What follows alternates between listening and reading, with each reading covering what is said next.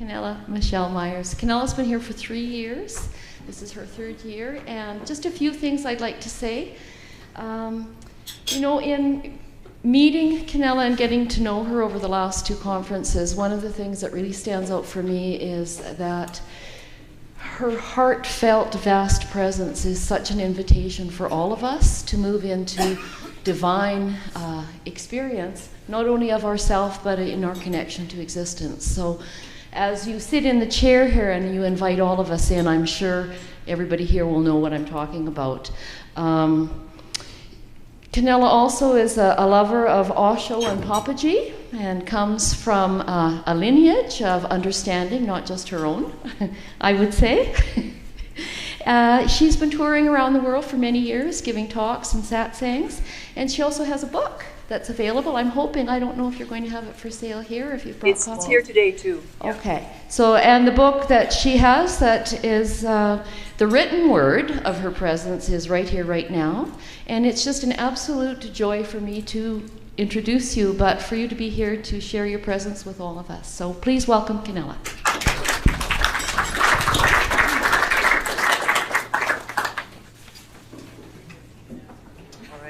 All right. All right. All right. Hi, everybody. Thank you, Marcia, for that invitation to move into this spot here and share this aspect of self that appears here in this moment. And the invitation actually isn't really from me. What happens here in the energetics of what's happening here, that's the best I can say, is this part of you actually hears the invitation without thinking about it, without doing anything at all.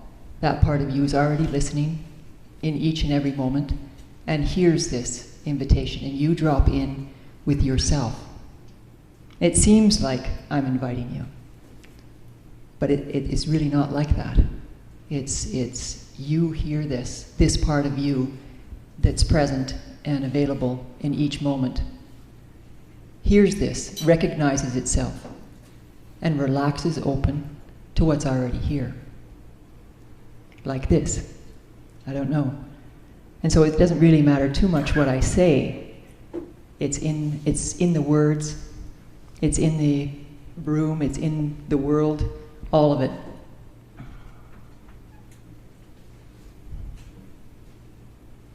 So my topic here, the topic that came along to speak about, is the energetics of being human. Because there's quite a play here in awareness.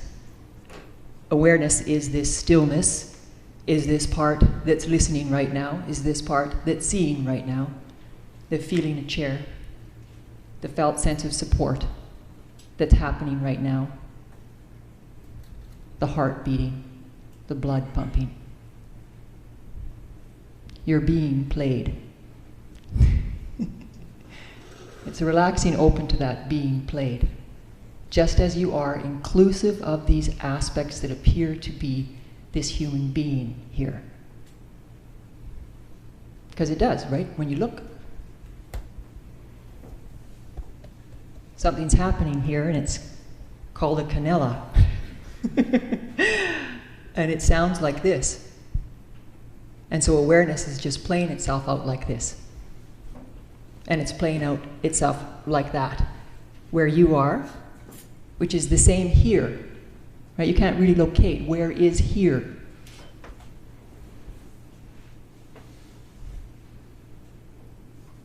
This place that's experiencing itself, revealing itself just like this, right now.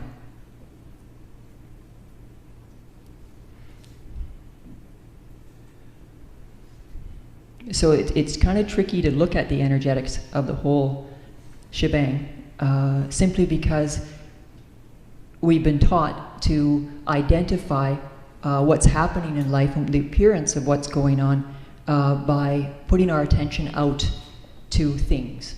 There's a table, there's a chair, I'm heading over there. There's a clock that says it's this time and I'm going to maneuver here because of that.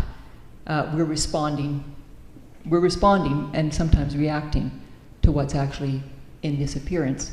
But quite often, what we're taught is to have our attention out with those things. Right? It's what I call field dependent. So that's what the mind likes to do, is to grab a hold of what appears to be and encapsulates it, calls it something, right? And it's just, that's okay, not to stop that, because it's not going to go away. Whatever this that we call the mind is not going to leave you. Maybe, I guess, in some realms of mental illness, maybe it does. I haven't experienced that yet, so I can't talk about that. Perhaps, maybe I am experiencing that. I don't know. Some people have mistaken the openness of experiencing what's happening in each moment to be actually an illness, because it doesn't seem to be the same as this encapsulation of what appears here in each moment. And our attempts to move that which we see outside of ourselves, to move it around. Like as Gary was saying, that if it's somebody out there, the devil's out there, then we're gonna switch from that devil, and what looks like an angel over here will soon become the devil in this new relating with this other person, simply because that out there is always a reflection of what's in here. And it's not always direct, it's always new. You can't get a rule out of this, except for to recognize if something is happening out there, bring this in to where you are. Like right now, my voice, even though it appears that I'm speaking over here, and then I guess these speakers add quite a bit to this, you're actually hearing it where you are. Right? You're actually seeing, the seeing is actually happening where you are. So for now, you can maybe even see where your attention might be out here and attempting to understand what these words are saying. And just find that part of yourself that seems to be out there with this Canela. And just see that part of yourself and relax that part home. And let the words, let the sounds, let that which you see come into where you are. And it sounds like that's a doing in a way, but what it is actually just no longer expending the energy to have your attention outside of yourself. Your energy. Because it costs a bit of energy to have that out there.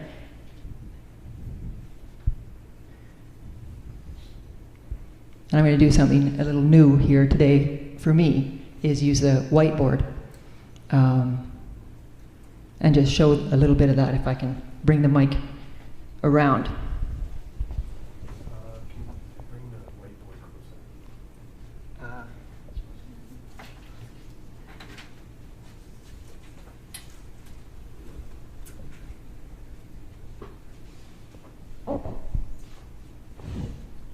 So, sort of in line with the camera?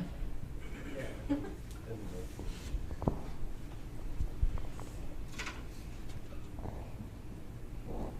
Hey.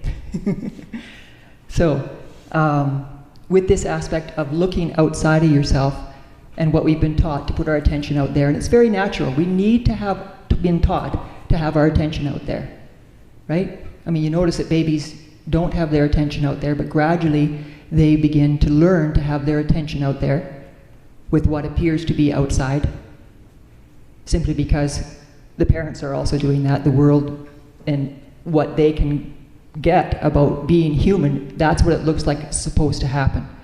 Have your attention out there.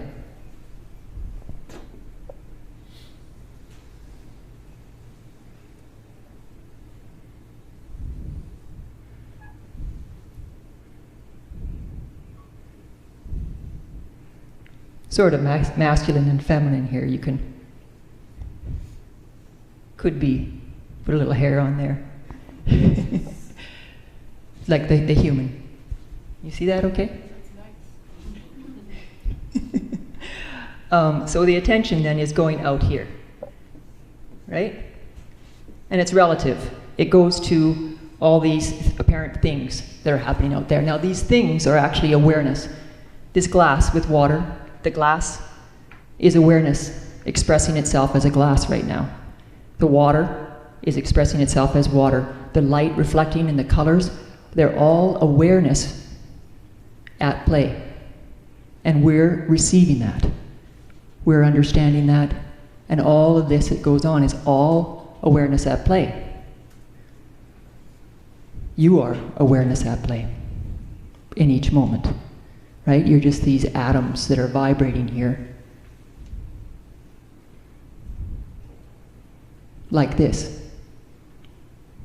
With more space in between them than there is atoms. And all of it's like this. The air is like this. So the reality is, in this expression of awareness that you are, in this play of moving molecules, dancing here like this, dancing here like this voice forms, right? Like this, something receives that. It's all energy at play, no matter what it looks like, or no matter what realm. Hell realms and heaven realms and fairy realms and angel realms. Whatever's here. So in this, that we're taught to be having our attention outside of ourselves, that in relation gives a sense as if we're separate. It defines a form as if you're here and that is out there. So it kind of, just in the actual occurrence of that, it actually seems to support the idea of you being a separate person. But when you look at it energetically, where you are, sitting there, and there's bones and muscles and blood, and then there's skin, and then there's a t-shirt, and then there's air, and then there's air, and there's whatever's here, and the radio waves, and apparently here in a video camera that somehow is capturing all of this, right? That's here.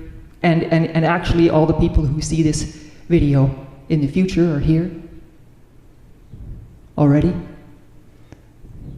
wherever the play might be, because this is all there is, right here, right now. And so we're all in this together, we're all sharing the same space. And with that air, the molecules dancing here as air, it comes all the way to here, and then there's a shirt, and then there's a t-shirt, and then there's a, okay, brassiere, you know, all that, skin, quite literally. So where's the separation? If you look at it energetically, there isn't any separation. So where does this idea come from that we're separate? It's from that. It's a this here, that out there. And that's handy to know, because in that learning, in this kind of losing awareness, that you claim back, your journey of bringing the attention in and all the learning that goes with that is essential. It's your way of being. It's your way of awareness learning and revealing itself to itself. But this time, because you've made a choice to understand this, and perhaps with that recognize when you put your attention out, because you will. It's a habit and it's collective. And letting it, just recognizing that, not stopping it. All it is finding it, oh, attention out happening, bring it home, where you already are.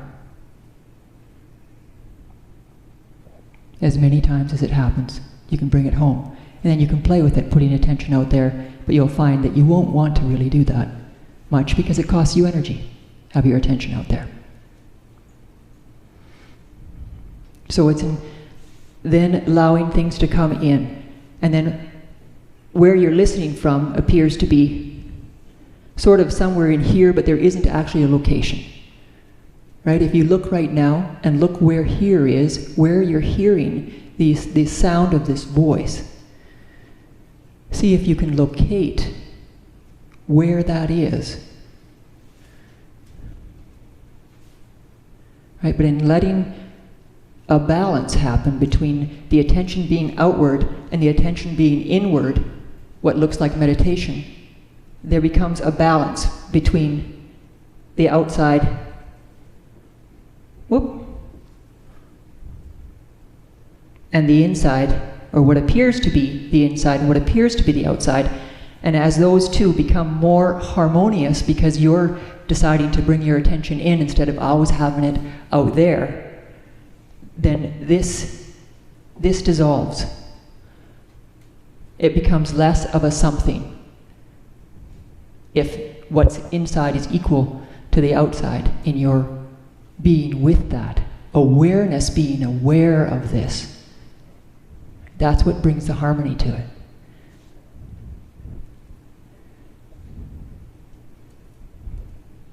Pretty practical, right?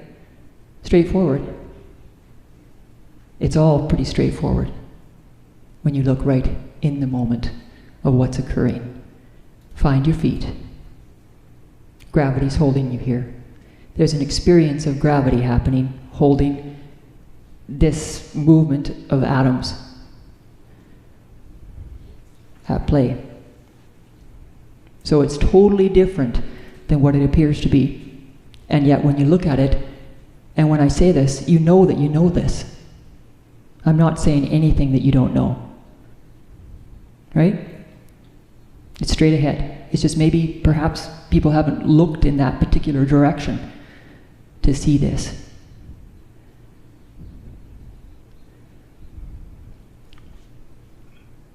So there's another direction too. I'll use the same one for access. What also is happening, you do it through osmosis, is there's something called a mind.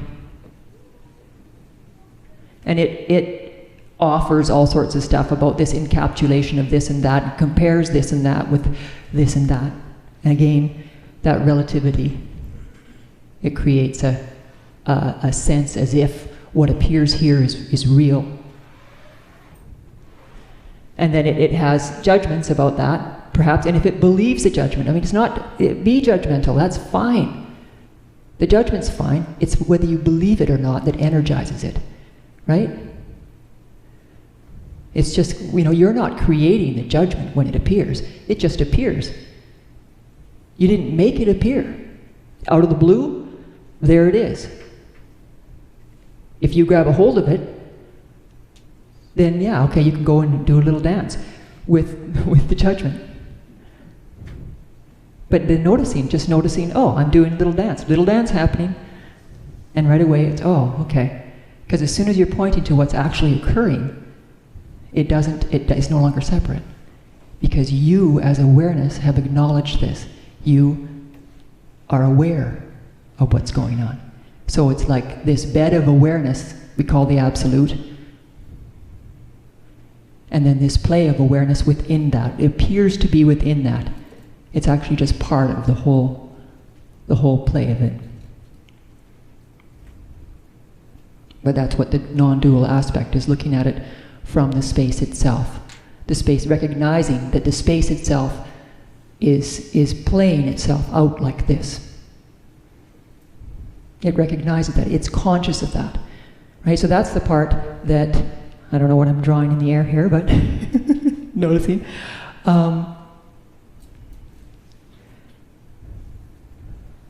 Lost it by a pen. Right? Okay, so there was some sort of play that appeared, and I was gonna share that as it appeared, and then this traipsing pen came in. Right? It's just real. And it's trusting that. Any attempt to grab a hold of what was there, right? Then it just gets uncomfortable. It's not wrong either, but you'll find if you try to grab a hold of stuff and find it, what you apparently forgot, right? Attempting to grab a hold of it and bring it, no, wait, bring that here. That, it's hard on you. It costs you some energy, and you can do that, but once you're actually with the occurrence of, like this, acknowledging that there's a pen traipsing around in the air, just like that, it's no longer, it's just part of the play. It's being received by awareness, and it releases any effort.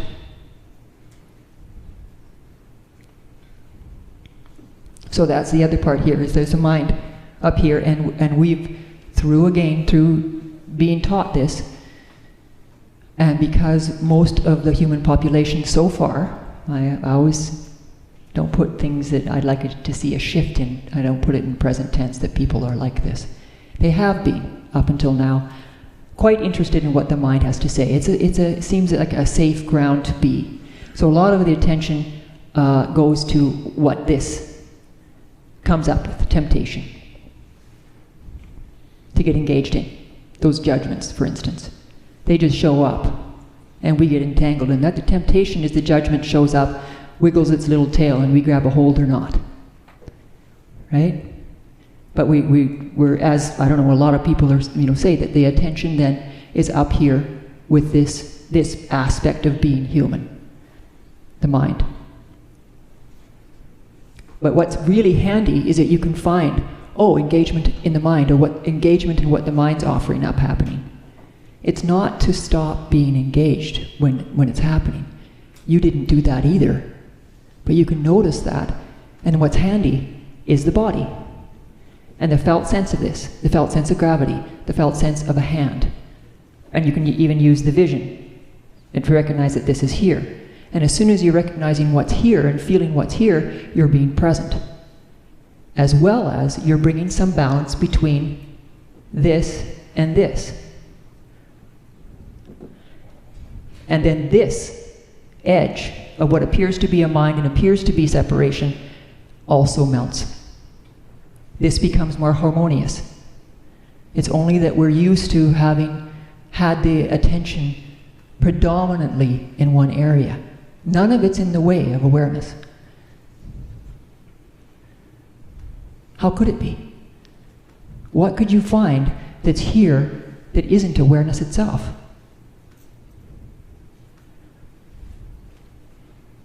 It's impossible to not have it be awareness. So every little bit of what's occurring is awareness at play. So if that's true, wow. In the moment, remembering that and seeing what that invites, it's an invitation. So with this dissolved, from this way, the inside and the outside, or the apparent inside and the apparent outside, that this form seems to dissolve. Dissolution, they call that. And then this way too, the body and the mind come into more sync. And you'll notice that there's also energy. We say, listen to your heart. But when you look at your heart, every time, I've noticed, it's always new, it's always different. How do I know it's my heart? Because it's different.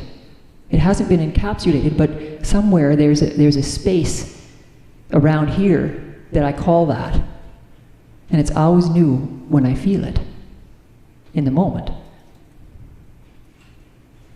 All of it's new, actually, in every moment.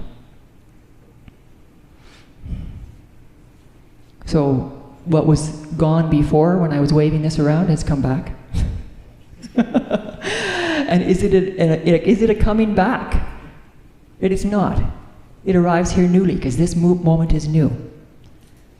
So this loss of awareness, what looks like a child coming in who's totally aware and with everything, and everybody recognizes, the innocence of a child, and the child is so totally with everything, look at that. And you can feel it, you can feel how open they are. So what happens? This is what my sons invited me to look at. What happens? How do we lose that? Somewhere it was lost. In my direct experience, I lost it. Or somehow awareness lost it? I don't know. It just was lost. And perfectly it was lost. Because in that, when someone said, and I read in a book, wake up, you're already here, I went, okay, wake up. And something knew it wasn't it. That wasn't being awake, whatever that means. That wasn't having woken up. That wasn't the absolute at play or whatever. It just wasn't, and I didn't know what it was, why it wasn't, why I couldn't feel or somehow know this awakenedness. But all I knew the truth was, it wasn't here. So I started to look at, well, what is here then? What's taking up the attention? What's going on here? And then that's a moment-to-moment play, an invitation to myself and a commitment to be in the play until, I could know without a doubt what awakenedness was. And I figured it would take 30 years because that's what you hear. And it didn't in this case, but what is time anyway? Right? Because you try to quantify a moment. What's one moment compared to 2 moments? How many minutes? How many moments in a minute? Right? When you look quite directly at all the play that's going on here, you'll see that it's not what it appears to be, ever. And yet it appears here, right? So just to finish that play, that being lost, and in your own finding of self, awareness in this play of having lost itself and finding itself, that's the conscious part. Because you're already awareness, we've already known that, right? Everybody hears that. You are awareness, there's no need to wake up. Unless there is, apparently. For here, that was true. When it was. So it's in that finding, the being found, that journey, stepping consciously with awareness and me deciding to take these steps in some way, and even that decision, of course, is awareness at play, but yet it appeared there was a decision and a choice. So in that finding of self, that's the conscious part. Each and every step, I did so on purpose. I decided, whoa, I could see what wasn't working and kept going to the unknown to see, because I know that what I did know didn't work. So it had to be in what I didn't know.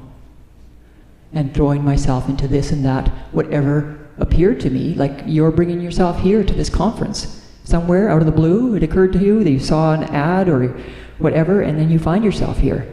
You followed those moments, you traipsed along as awareness, and brought yourself to the spot where you are right now, right here. All those moments tumbled along till this moment, and they're connected to all those moments.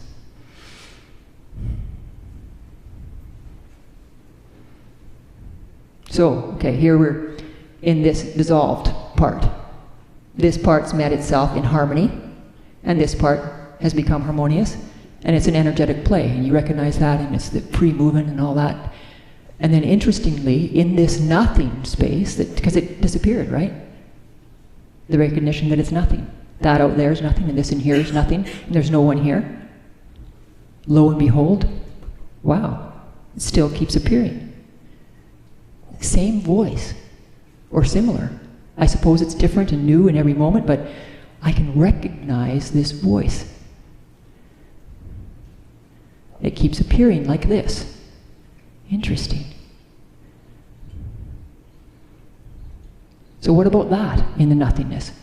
Right? That's what I call the human system. The appearance of this.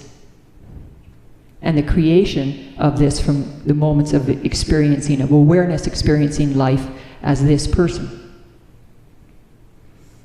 Because those moments are all right here. I can't erase them. I've tried. All I can do is meet them. Meet the moments. Explore them. Be with what is. No matter what is appearing as. And your way is the only way for you. You can't be me. I can't be you. My son told me that when he was 7. So true. So this expression of awareness that's called right here, this place of here, is unique because it's made up of the moments that you have experienced. This apparent you. There is an apparent you. And because here you are. And it's made up of what appears to be a past and what appears to be a future as it unravels and experiences itself and receives itself. And awareness is revealing itself to itself like this. And my perspective is that it's love that's the energy behind this movement. Because it's like what Gary was saying, in opening to these hell realms, what I've found at the root every time in opening to the felt sense of hate is love. In opening to the felt sense of even physical abuse or what looks to be absolutely horrific is love.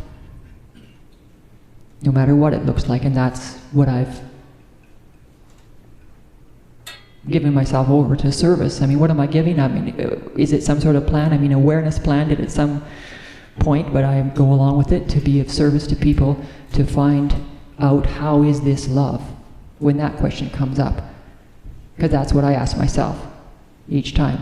If it's all awareness and the felt sense, if it's all love, what the heck is this then? What the heck is this summoning to a court process because somebody, wants to have custody of these two sons and take them off to another country? Which could be okay. Because in that moment it was like, okay, looking at the plate of the moment, the plate of the moment has the details that whatever they are, that which is in play, including me, including my sons, including their dad. And what's the most that can happen here? From my heart, the inclusion of me, inclusion of this humanness, starting here with this that appears here, this that I've been given, and then including what my sons wanted, right? And making a decision then, fight or not, engage or not. And the decision was to engage in that moment when I look at it from right here. And so through that journey where, so many people, well, why don't you just let it go? And it's like, well, how do you let it go? How do you let yourself go? How do you let your own heart go? I did do that. I let go of what appeared to be my heart. I let go of my children and my husband and my life and renounced the world because that sounded like it's just something I had to get out of the way so I could see what the heck was really going on. Because I was diverting myself with children, with a husband, with a house. I could see in my own honesty with myself, I was diverting myself. And so when people say, oh, you must renounce your life, and then other people say, no, you don't have to renounce your life because this is available right here where you are. Both are true. It's what's true for you to include that which appears here as this you, this expression of awareness that you are. To include that, and however it appears to be for you, it includes the mind, includes the body, includes filters, it includes the conditioning, it includes wonderfully the character and the personality. Get rid of none of it. Dance with it all. Be friends with it. Why? Because then the world becomes a friendly place. Love is received and recognized. No matter what it looks like at the beginning moment, that's always what it is. And so for me, it's always a curiosity. Wow, this is love? This is love? How could this be love? And seeing if I can just breathe, open the system. Because it's already hearing it. It's already with the details at play, if there's cognizance of it. What time do I go to? All the way to 12? Yeah, okay. Wow.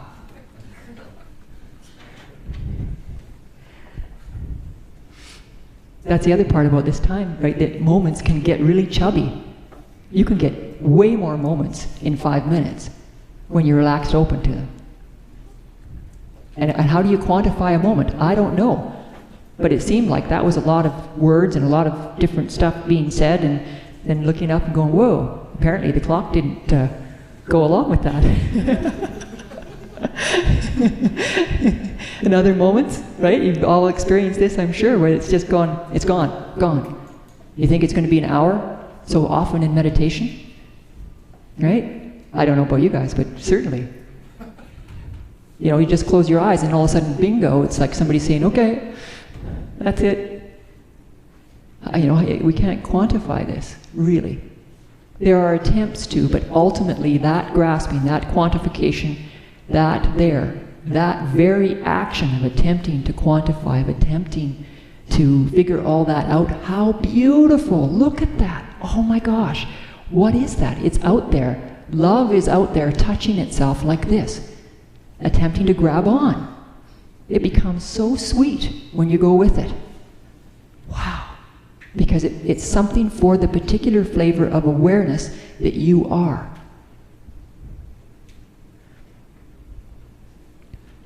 And you know, you can play with this. I mean, I invite you to play with it. Try stopping grasping. My finding is then more grasping shows up. Attempt to get rid of the mind. Mind gets stronger.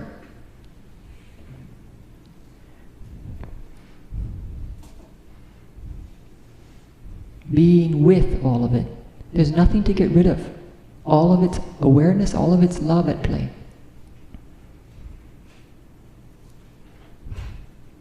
And daring to really experience that love is holding you here like this. Love is providing this air for you like this. There's some sort of non-glue that holds you together as a you that continues to look like this or like that. It's all a gift. It could easily not be. And yet it is. And as I was showing in the diagram, this dissolving of what appears to be separate, you know, then the recognition is about this oneness, this non-dual reality, and the cognitive awareness of that. So just to, I don't know that I finished what about perception, that what you're experiencing. If you've been experiencing it, if the hell realm shows up or something out there, the devil, if you're aware of it, if you can even have the thought, oh, that is, or I am, it's already in. It's already in the system. You as awareness have already received it. So there's no hope to protect this.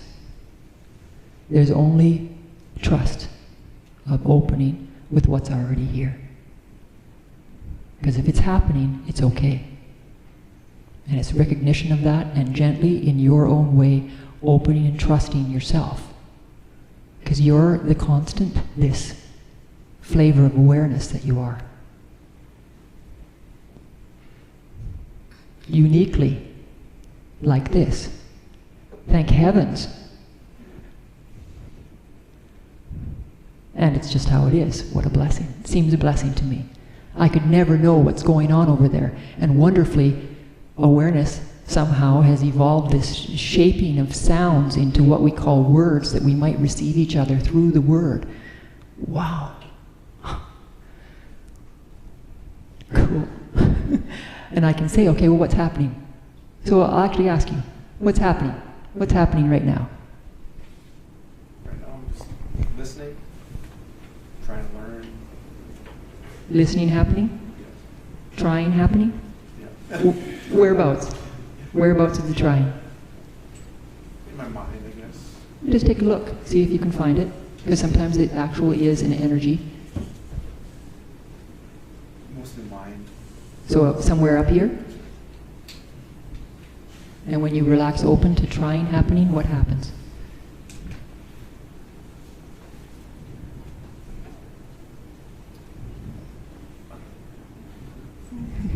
Looks for help. Looking for help happening. Grasping. Hey, I don't know, what does she want? Maybe, I don't know, it's just a guess, right? But without being able to say, hey, what's happening, we don't know what's going on because we're not them. We haven't experienced life as that. And how they are is absolutely perfect and astounding. I have found in opening and asking people, okay, what's happening now? It's like, wow. And it's a whole other realm, and it's just right there. Another universe.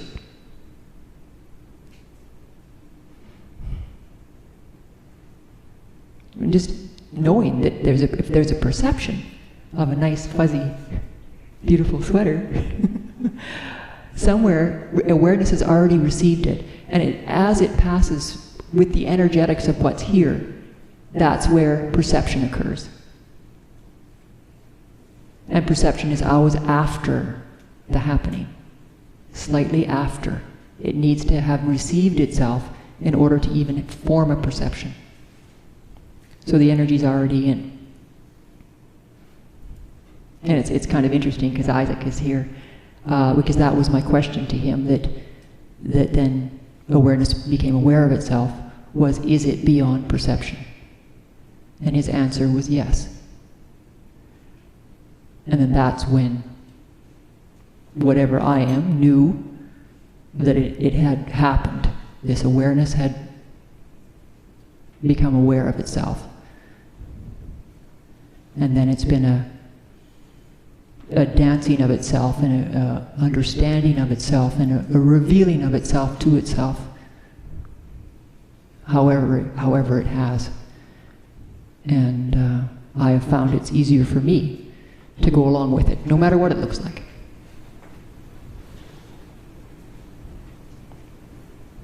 Excuse me. Are you saying that awareness is the echo?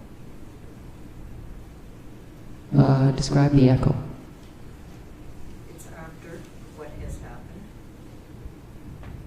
You're allowing that energy to come in of what was. Well, the energy's already in if you're aware of it.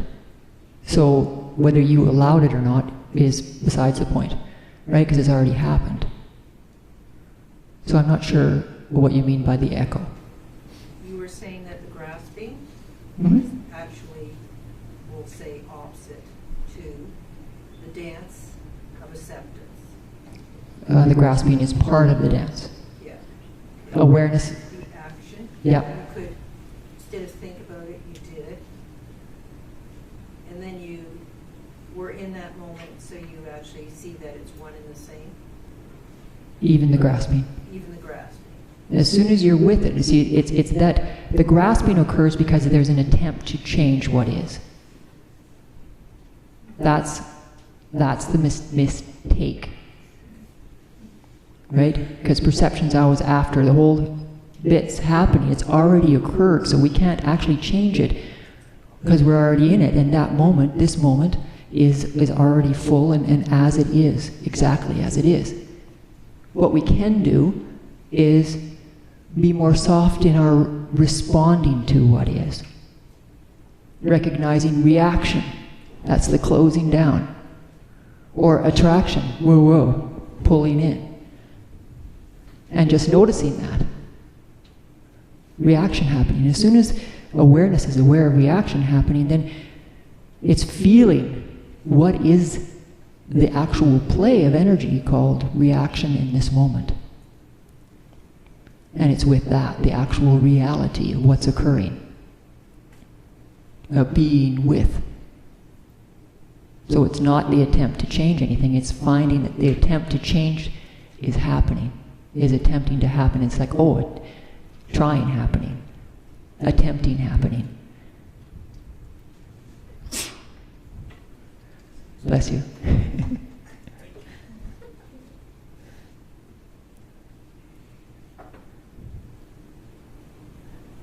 Did that answer your question?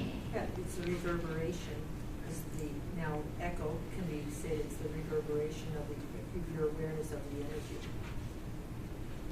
The awareness of the energy, yeah. It appears here like this. Yeah. And I call that Tantra. Right? So it's like as awareness, it comes in and it gets perceived, felt on all the levels of awareness that's here and that you're aware of, and that can grow and that can expand. It dances in and then you respond and how you dance, that's the Tantra comes in, and it touches this aspect of awareness and then is in play. Because you're always an emanation of awareness. Right? You can feel that.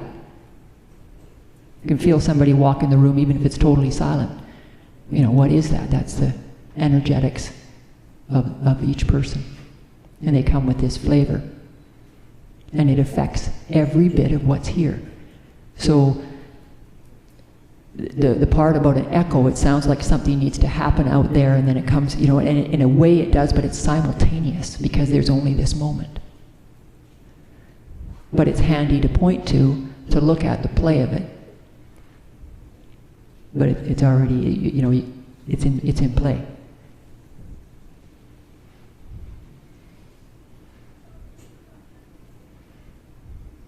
Any other questions about any of this?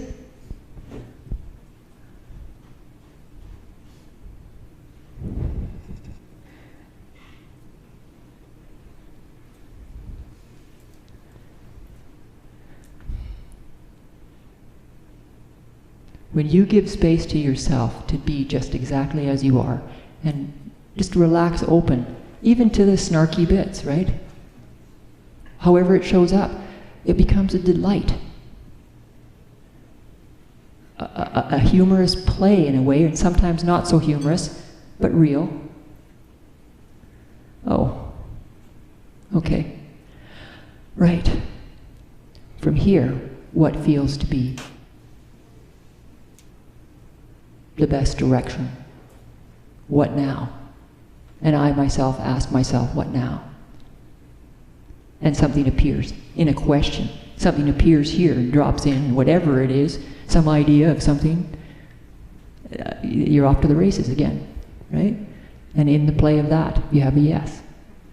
Come to a conference, yes.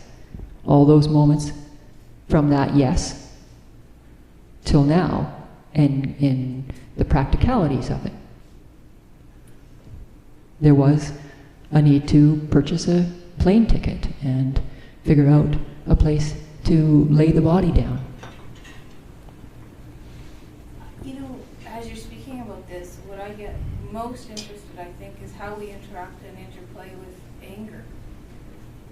And I think that has been the most challenging aspect of, I think, my life and probably many others, is when we're with someone and we perceive anger. Yes. They're yelling, screaming, swearing, or whatever.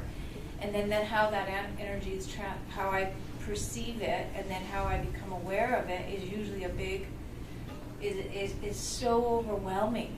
What I tend to experience. Right. So if you're perceiving it to be with you, then it is with you, and it's become yours, even though it appears that the source is out there. But then it's transferred. It looks like that, but what it actually is that happens is it actually disturbs something alive in you. It brings something alive. Yeah, same as love, right? When you look at loving someone, it's you that you feel the expression of love. You feel your heart expand, or whatever that lovely feeling is that you can recognize and even say, this is love. I'm feeling love right now. It's about you feeling that. It's actually not over with the other person, right? So same as anger. Anger isn't really over their awareness disturbing you. And so I invite you to be with the disturbance. Because awareness is in recognition of, oh, anger happening. You can try to hide, but it's already in if you recognize it. Mm-hmm. So is there something we could work with this right now, if you'd like? Well, when I think of this, then there's fear there. Yes. And Where's the fear? Central. Yeah, inside or outside? Inside. Okay, so just, solar plexus area. right? And that's understandable, being human. In front of a whole group, am I going to really look at anger directly? Well, okay, might be. The fear, for sure, is where I know that's usually the root. Yeah, well, and in this case, it's either here or it's not. And you're saying it's here? Mm-hmm. Okay, so it's here. This is part of what is. Like this. And just give it some space. just like you would see a child experiencing something, and you just let them spin it out. Like let it breathe. Give yourself space. Feel the support of the chair. You're actually safe right here, even though fear showed up. You check because it's their survival mechanism. It's nature, right? That does that, and it tries to protect itself, but it's too late. It's already happened. We can know that and open to it. And then there might be, like you say, fear. And then now what? What's happening now? Well, a sense of calm because of the new awareness, right?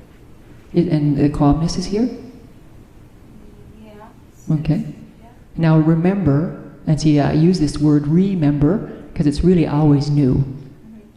What it was that you imagined the anger about that appeared to be out there, this other person.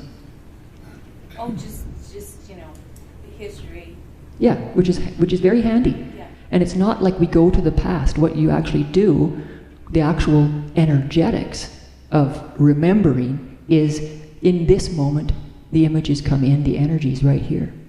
It's available to be with. So we can make use of history to ignite what appears to be anger, the energetics of it. And even the anger is also awareness, is also love.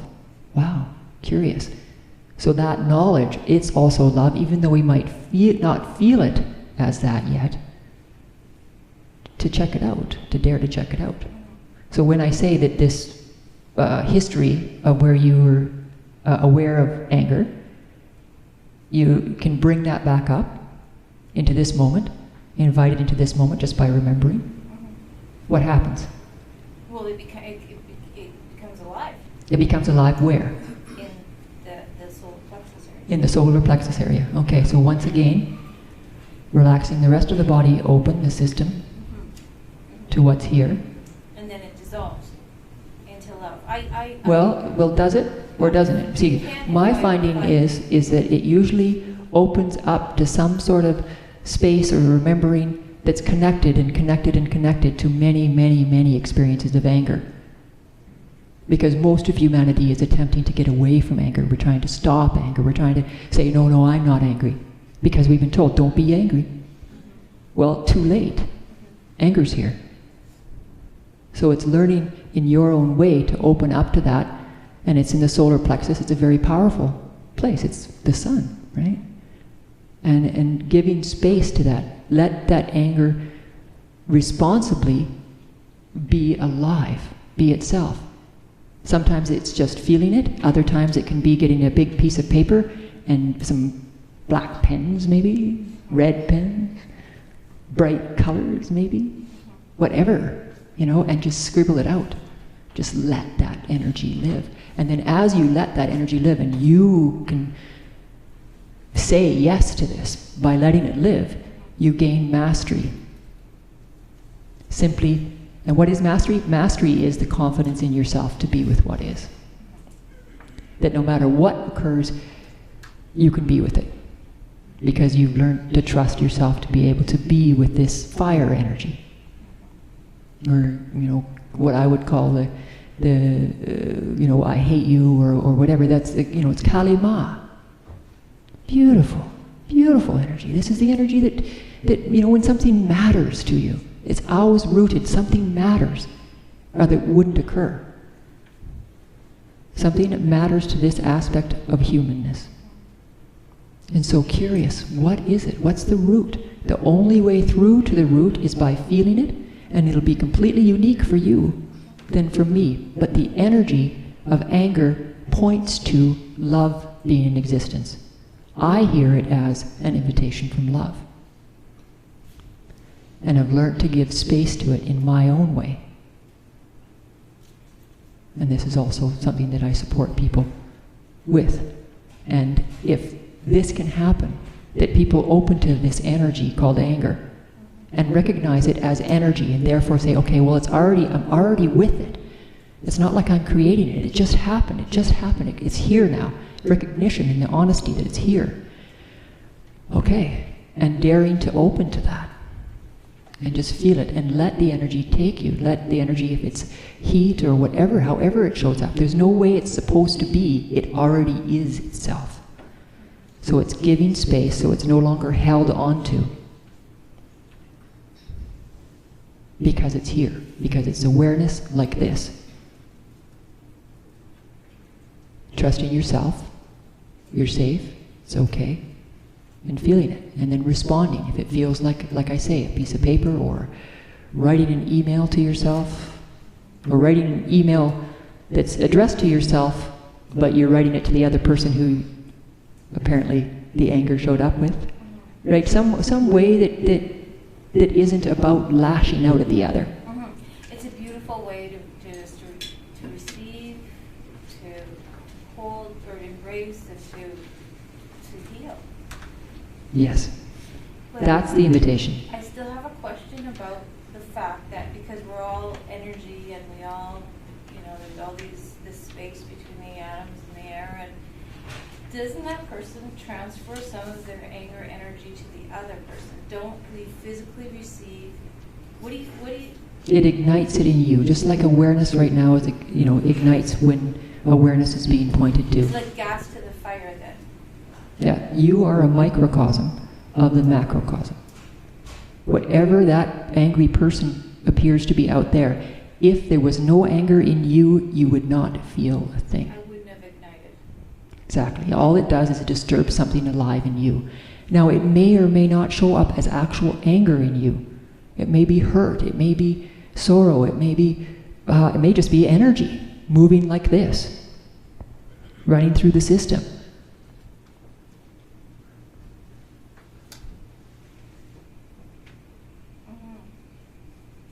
Yeah, that's nice. Yeah. So that's the paradox right there. Is that so many people saying, "Oh, anger's bad. It's got just a bad name," and really, that's nice. You say, and earlier you said, "Lovely." What a lovely way to be. Right? So that's the possibility of dancing with what's here as a human being, because that's how it's your way of this, but it's not separate from any of it.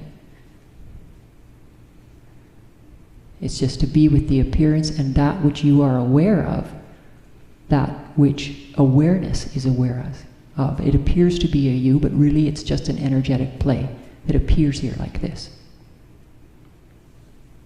That makes it easier to open to know that, if you recognize it as energy at play. Because there's other ways that we've been cognizant of anger that don't look so pretty. And that's why people don't open to it very much.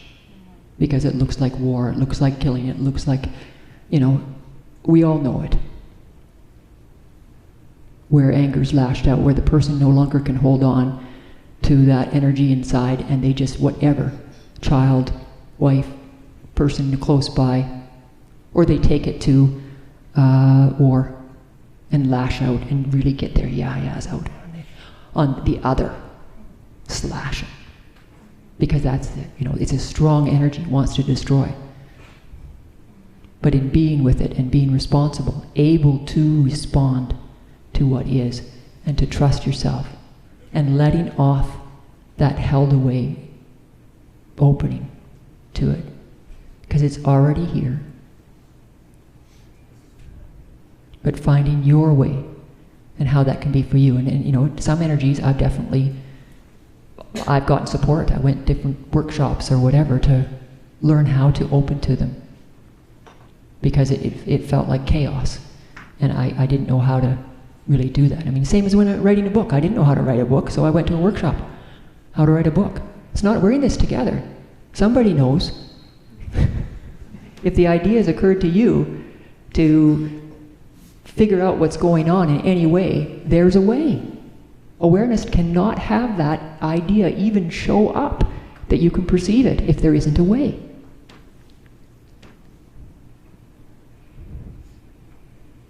There was a service to humankind to say, let go of desire, let go of all, and come to this 0 point and this nothingness. And that was what was right for those times. But these times now, everybody, you look at Buddha at the gas pump, 235 people, Buddhas, what you see, it's so available. Everything's finer, everything's quickened. It's not really a rare few anymore. Heck, I mean, if all the stuff that happened with me has happened here, it's happened, the potentiality has happened all over the world with many, many thousands of people, millions of people, maybe billions. It's like Thomas Edison, right? We all know that when inventions come up, it's not just with him, but he not maybe grabbed a hold of it, but he actually responded to it, and it created a connection directly to him. But it was up in awareness in many different places, apparently. And so we're evolving this together, that we can be, and that your question is even here shows me that you're willing and able to be with anger. And that's a difference. That's a real difference. Each person opening to these energies, because you are not separate, makes it easier for each person to open to these energies. And then what happens with the energy? Once we take the lid, called anger, off it, and give it some space, okay. Just like this, trusting it, it's just awareness at play, like this, okay, and seeing what happens. Right? That very allowing of the energy to just be itself, to live and express itself in its reality, no longer held away, that's called embodiment. The energy runs freely in the system, and you, what it looks like mastery is really you being willing to be with more of who you are as it shows up in any given moment. And it becomes a part of the play of you, because you can't erase your own direct experience of what happened. But it's freely flowing, it's no longer held, so it's no longer costing any energy of holdedness of that. It's given space and can freely move. When that happens in you, it happens simultaneously in everyone. And this is how we can change the world. This is how to save the world, in fact. From within. And without. And within. And without. Because that which appears without will trigger the disturbance of energy alive inside. And you get to be with it. Just to get the language maybe clear, who's the you that is willing to be with it? Awareness here, like this, in this appearance of the humanness that appears right here and has experienced itself like this in each moment. Which is different than that here that appears there as awareness. It just is. I haven't been born in South Africa.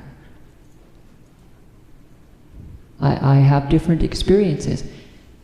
And how I noticed this was because it's all love, and I opened up to that, and it's all love, and I was recognizing love, and yet then my sister walked in the room, and oh, wow, there was a different flavor of something. How is that? And it was because of the moments spent, the proximity of that which appears here as the world, that which is a plane itself, awareness playing itself. So what is that you? It's only a kind of non-location of a location of here, is the best that you could do, right? That's why I asked earlier, look for here. What does it mean? You can't actually find this.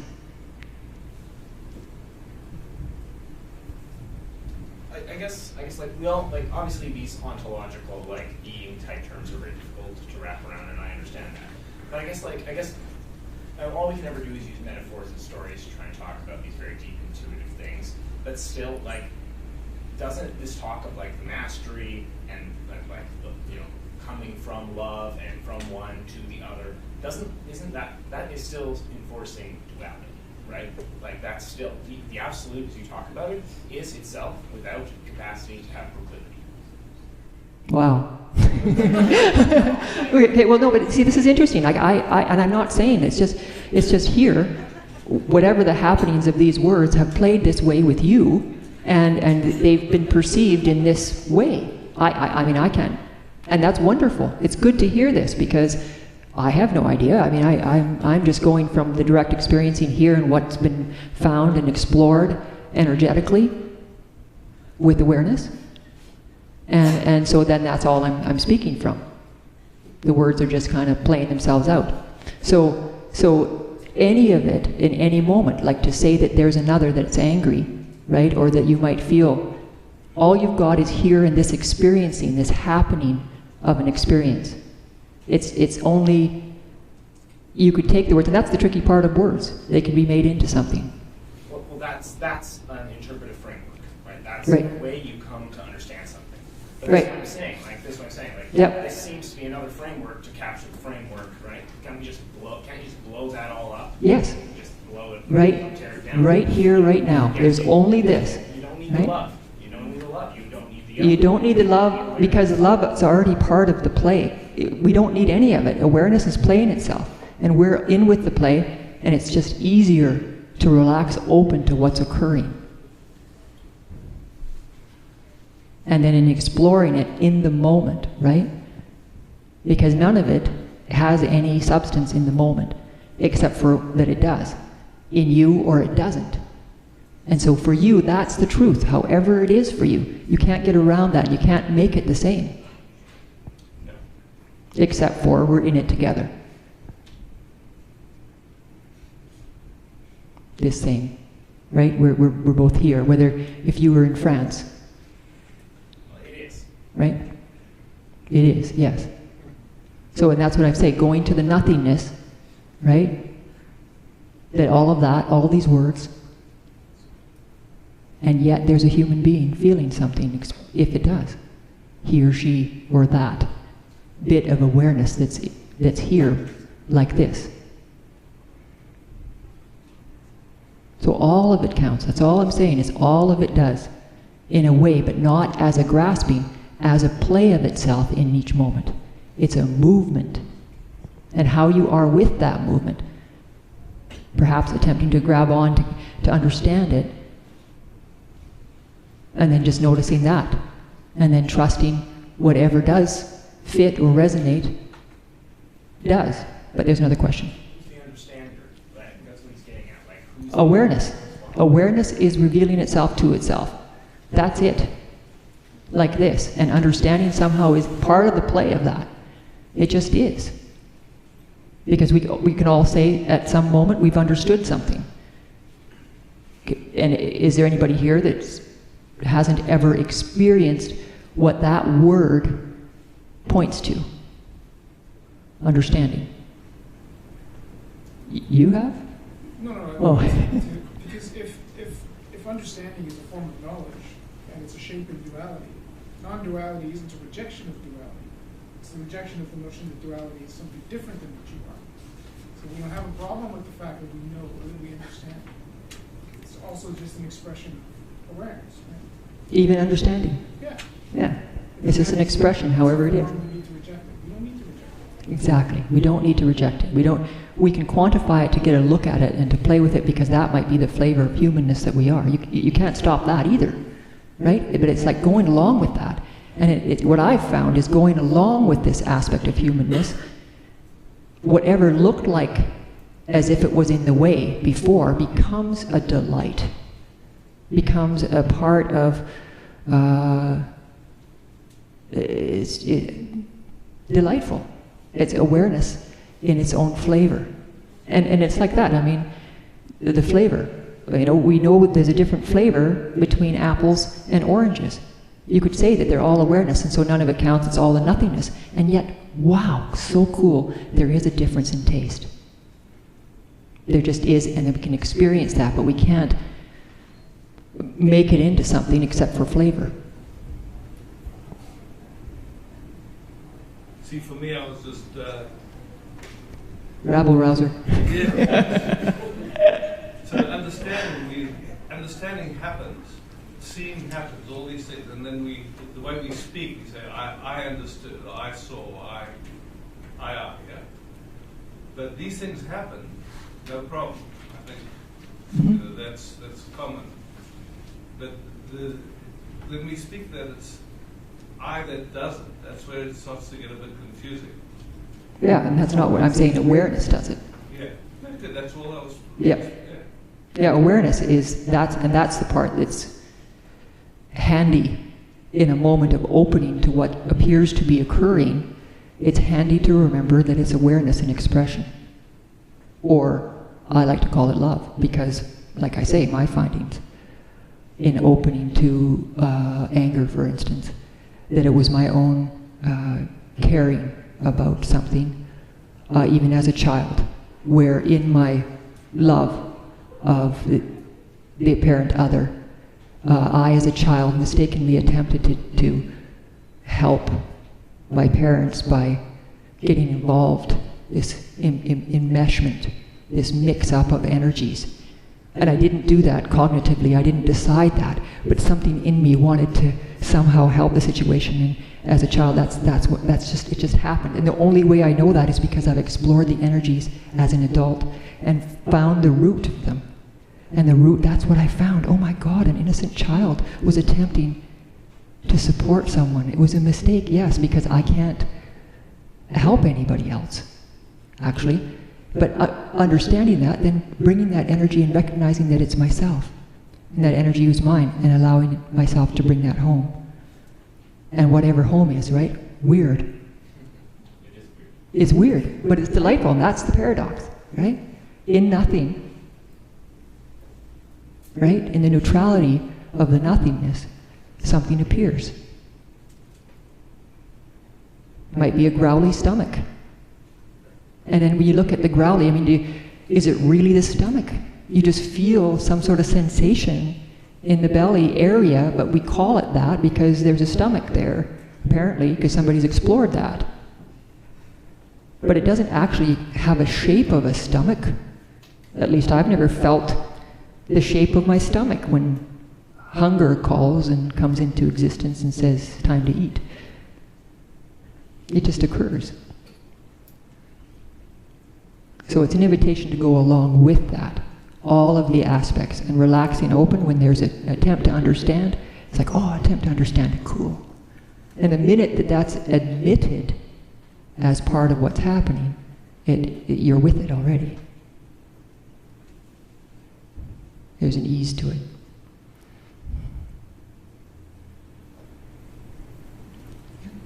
I think ultimately we can blow up the framework, as you said. Get rid of all the metaphors, all the stories. We just can't talk about it. I mean, we can all agree, no metaphors, no stories, no language, no constructs, and we could all sit here for 2 days. But once you engage in talking, you're engaging in form. Yeah. Because words form some sort of meaning. I mean, miraculously when we look at that, but incredibly.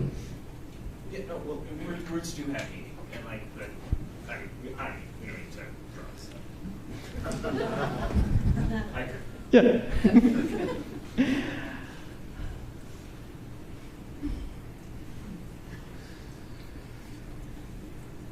So in your book, do you have this step-by-step instructions for people to do this? In a way, yes. It's made up of what I call satsang invitations. They're short, 1 or 2 page invitations to look at some aspect of the play of being human. So if a person's watching TV, that's okay.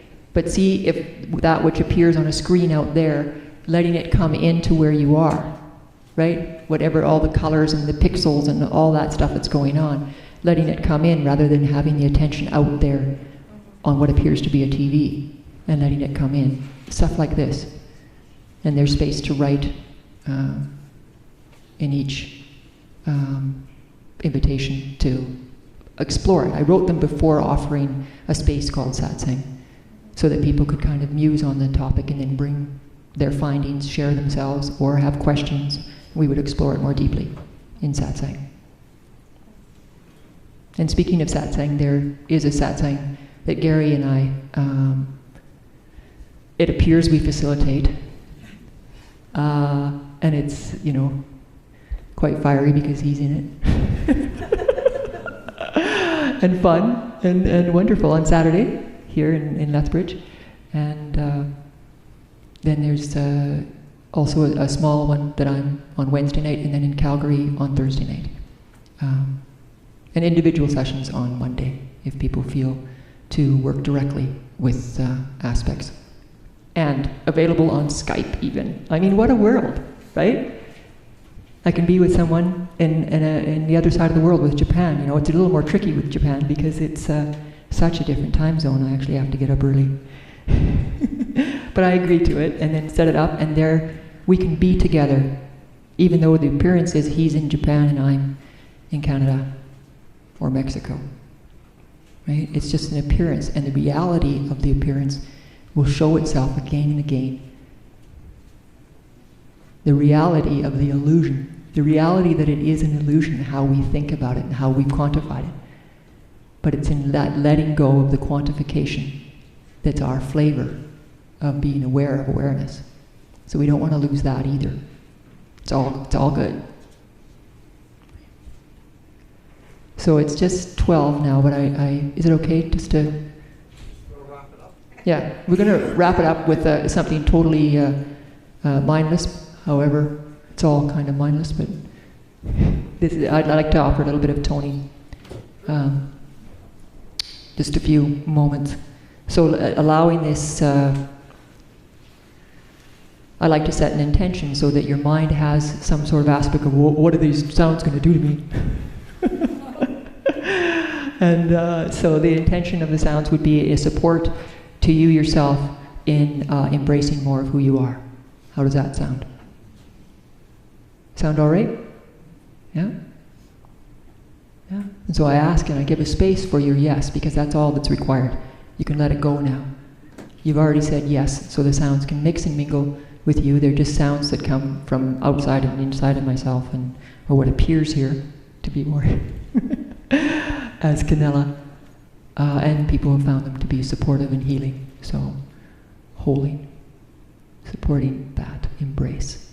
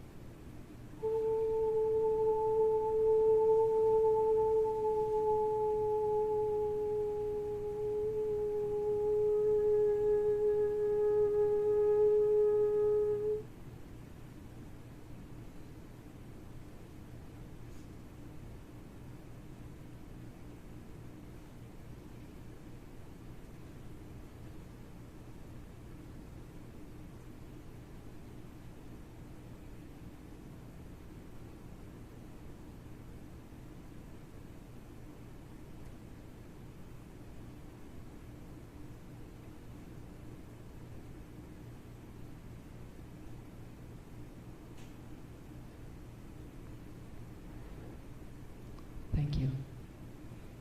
Thank you for coming and showing up here at the Paradoxica.